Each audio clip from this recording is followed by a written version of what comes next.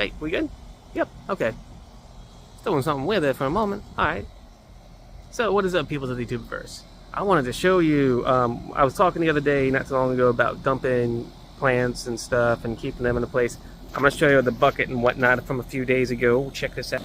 So this is where I keep any extra duckweed that comes out from the water, and you can see some snails and whatnot are stuck in there too. Pretty much what I'm letting those snails do, they're going to pretty much live out their best and whatnot in this bucket that they can, and I've been scooping so many of these suckers out from my waters. But of course I'm not going to dump all these into separate waters. If you don't have something like I got, the best thing you can do while being the most humane, there we go, is simply just freezing the bit of water that you have them in like a Ziploc or a container or a Tupperware, something that's a flimsy plastic that will not shatter or break in your own freezer. And that's the most humane way to probably kill them, outside of letting nature do its course and buying fish appropriate for the tank size you have, if you wanted to do so. And if you are unsure about what that should be, what your tank size should be for certain fish, go by the max amount of inches of your aquatic species based on to what your tank size is per gallon. I'm not sure about liters, but for every gallon, 1 inch, so whatever liters go into gallons, because I'm dumb American head, and I do not know metrics because that's not the way they taught us. I've looked it up and I've tried to remember, and I've totally forgot. When it comes to numbers, it's just derp with me. When it comes to animals, nature, and reading things, I'm fascinated with history and mythology of like Greek and Roman and stuff, and all sorts of different stuff, man. I'm a nerd, is what I get here a lot. I'm a nerdy hippie. So anywho, the rocks and wood have dried out and cleaned up pretty good. Let me show you guys that real fast. Hold up. Look at this here. It's windy out here as well, so I do apologize for the noise and everything, but everything's looking pretty good and dried out. I'm giving it a bit more time. With this out the way, I'm able to get all the snails out with my hand and stuff, which is what I've been doing, which is why that bucket's been getting filled with snails and stuff. And the cool thing is the duckweed that they don't eat and does survive and stuff grows really long roots, and I kind of bring that back into my tank. Well, I'm not going to do that anymore because now there's all those snails in there, but before there were so few snails, and I double checked and they died off, and by that point when they died off, the roots in those things grew extra large, and it's just cool. But if I did introduce some more snails into the tank, it's the small ones, and the small ones get eaten by the yo-yos pretty easily. But anywho, check this out as well. My garden's doing good. I know we were talking about that, or I was. I don't know what y'all be talking about. I got some more eggshells and stuff. That is a pepper. I'm going to put it upside down, see what it does, see how it grows. Green onions coming in well. I had to pinch off the top of one of them because they were trying to get a little crazy. The bulbs, those are bulbs. I forgot exactly what my mom told me they were. I asked her probably 3 or 4 times, man, and I forgot completely. We will see when they grow, and I'll let you guys know by looking at it. So that's a good way to know. But things are looking nice as far as what I'm looking for. I compost. I never throw away any scraps or anything. There's enough of that going to landfills and so on by other people, and understandably so. A lot of people don't have, yards and garden spaces where they can put something out. And as for me, I may not have that space for much longer either, because we don't know what's going on with this place and everything happening with it. So, knowing that and understanding that, this is the outside. I'm going to show y'all my indoor tank. As you can see, it's becoming a bit more evening. And the next half will be about how that's clearing up. Now I'm getting more of that out. I want to put new plants in either tomorrow or the day after. And I'm going to I haven't been doing it too much because of what's been going on with everything. I'm going to put some more O2 booster and stuff in there and do things just back to where the tank used to look before the bacterial bloom, when I first started the tank on the jump, when it had the tannins in and the plants were growing and things looked so nice. I want to get it back to that. I do have what they would call a black water tank, and I like that look. And my animals that I have in that tank do like that as well. So we'll see if we can get that back. I'm pretty sure I can. Unfortunately, that Mopani wood has lost all of its tannins, so if I do want to do that, I will have to buy some Catappa leaves and Catappa bark kits used specifically for betta fish. But if the size tank I have, I'm going to have to buy them in a bigger bulk. Or I might get lucky and find a good Mopani wood piece for like $15 or something. Anywho, I'm going to stop it at this first half, and we're going to be getting to the second half when the setting is more right with the light, and I can get that tank showing up nice. And how do you do? We are on to part number 2. So in this kind of lighting, I have the roof of the, I would say, well, the lid, not the roof, goodness. I have the lid off to the side and kind of turn the lights on. The coolie loaches are all over the place. This hammock is so much fun. And don't worry, guys, if you look really carefully, you can see he's moving his mouth and stuff. He's being a bit of a lazy bum right now. I caught him with the light. He got a little surprised, so he's like, oh, snap, it's not nighttime? And he went still, because these guys are more nocturnal. You got the ghost shrimp out and about, too, and all these little snails. I've been doing so much clearing, but these snails, man, they are such a bummer. But you can see I'm taking them out. The plants are coming back. The tank is clearing. I turned the bubblers off, so just kind of rolling a bit. And then here's the other coolie loach right here. That's my couple of noodles. He's being active and trying to catch some extra foods and stuff like that. Hopefully he's snacking on some tiny snails.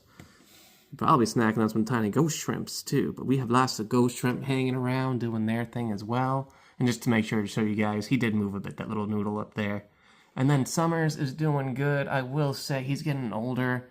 His fin coloring's fading a bit. He did have more blues between those fins and so on. He's not moving as much as he used to. And he's about 2 or so, 2.5 at this point. Because based on when I got him from the store and everything, he's already grown some and all that.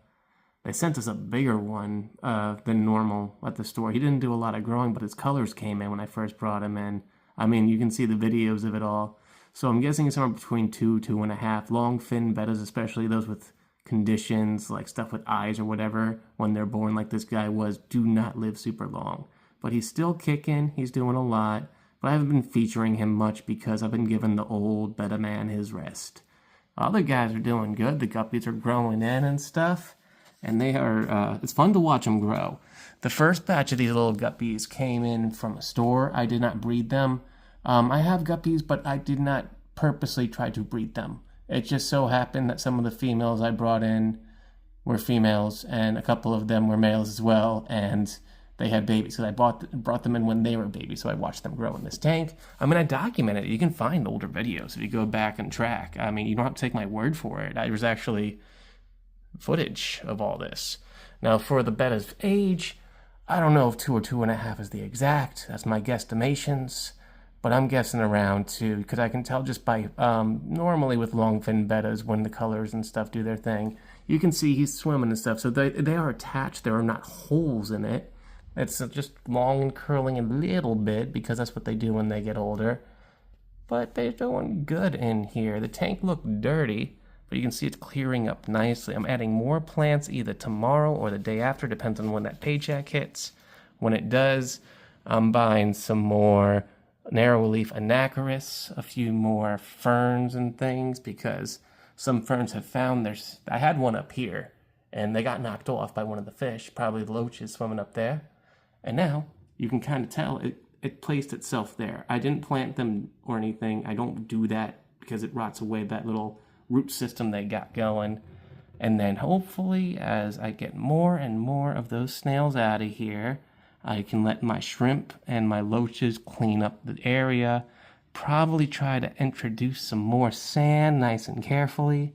And then we can go from there to restructuring all this. And hopefully the sediment and stuff won't be sort of rolling around. And again, I do want to introduce this. I want to keep this coloring. I just want to keep all this junk from rolling about. With more plants and everything, I think that should be enough. So, I don't know. But if I do something, it'll probably be more like the smooth river stones added with the Mopani wood and some other stones that I've had before. I'm going to try to stay away from dragon or Oko stone. It has too many holes and stuff right now. And if I'm trying to get rid of these snails, I can't have anything too much like that. So, it's good for the shrimp and stuff, I know. But my shrimp have all this moss and stuff too. And there is one of my yo-yo loaches. I have 2 of those. So, that is the stocking in this tank too. I'm not adding any more. If I do have too many guppies appear in this tank, I will pass it on to other people. I do not sell them. Whoever I give them to gets them for free, and I bring them out to somewhere local, either the local fish store. And they're cool because they'll give me store credit or let me get plants from them for free. So that's probably, I guess, the closest I do get to getting paid for my fish. But this is not a breeding tank. This is a communal tank. And I do this because most of the fish, the loaches were brought in to do stuff and whatnot, but the guppies and the betta were rescued in a sense. I found the guppies in the tank when they were babies. I moved them out into a not a vegetable tank, into a planted tank. You can see why I said vegetables. Everything's doing good. And the plants are looking great too. The roots on the duckweed are nice and long and happy. And from the top view, you can see I got some dry leaves and stuff. That's what these dark things are. So another thing I got recently is I got some basil and I got some lavender from my mom, because she likes to grow plants. She does planted tanks and stuff, or she does planted tanks with just plants. There's nothing in them. She just grows stuff, lots of plants. She's a plant person. And she gave me some. I picked the one that looked like the roughest out of the lavender. And my mom even said, you can pick a healthier one if you want. I mean, it's fine. So it's, Mom, it's fine. I got it. And I brought them in at night, but during the daytime, especially when it's nice and sunny, today was a little windy, so it didn't get a lot of time outside, but it's doing good. What's looking good is growing good, and we're going to probably try and trim away or do something with this. I can add this little bits of stuff into Lady's tank or Dramoka's tank, or maybe even the frog tank, because doing that will add some extra nutrition for the isopods and springtails in their natural vivarium and stuff. And then hopefully all is good with y'all. Oh, a nice little ending thing. I am also very careful, because I didn't think these guys survived. That is one of my assassin snails right there. He is doing good. I have about 2 or 3 of them in there, and thankfully my loaches are so lazy. They're not chasing after the bigger snails. They're only eating these tiny ones. I've seen them snack on the tiny ones, and that's good for me, because I honestly thought the Malaysian snails killed these poor little things, because I thought that they were overrunning them.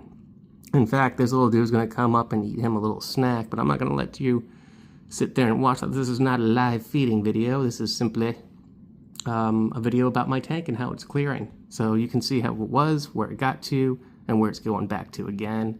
Thank you so much for watching. As always, y'all are absolutely awesome. Have a good one. Peace out.